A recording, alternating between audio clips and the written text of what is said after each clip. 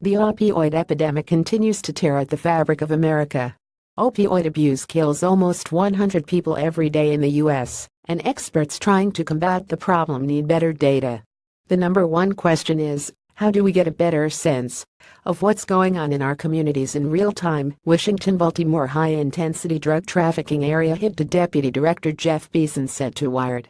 That's why the Washington-Baltimore HIT2 developed ODMAP in 2016, a web app that compiles street-level data with digital mapping tools to help first responders, public health officials, and police departments respond to and track overdoses in real time. Unlike other tracking apps that focus on opioids, ODMAP is national in scope. Some states are pushing to create similar tools for managing the opioid crisis in their areas, with varying levels of success. Indiana has been particularly successful in collecting data, tracking trends, and building a statewide database.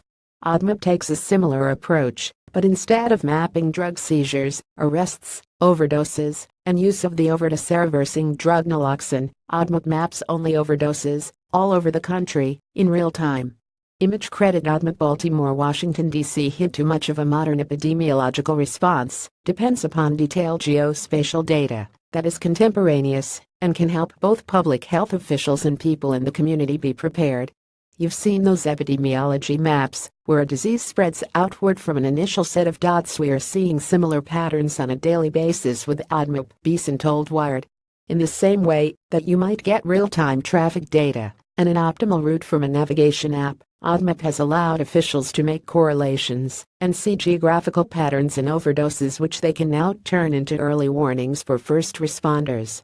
They can now literally anticipate waves of overdoses and warn communities so they can prepare hospital staff and stock up on naloxone, for example. Accessing ODMAP right now, there are almost 1,000 first responders using this system nationwide. It's fast, easy, and free to use. Only users such as public health chiefs and police leadership can access the back end and see the patterns. As more users adopt the tool, it will become more accurate and powerful. From a surveillance perspective, the more data you have on a given health issue, the better, Harvard University computational epidemiologist John Brownstein told Wired. Having direct data on overdoses is super exciting, but it's a crowdsourcing tool, so you want as much engagement as possible. ODMAP does seem to be catching on. Since it was launched in January, users in 70 counties and 19 states have started to add data to the system.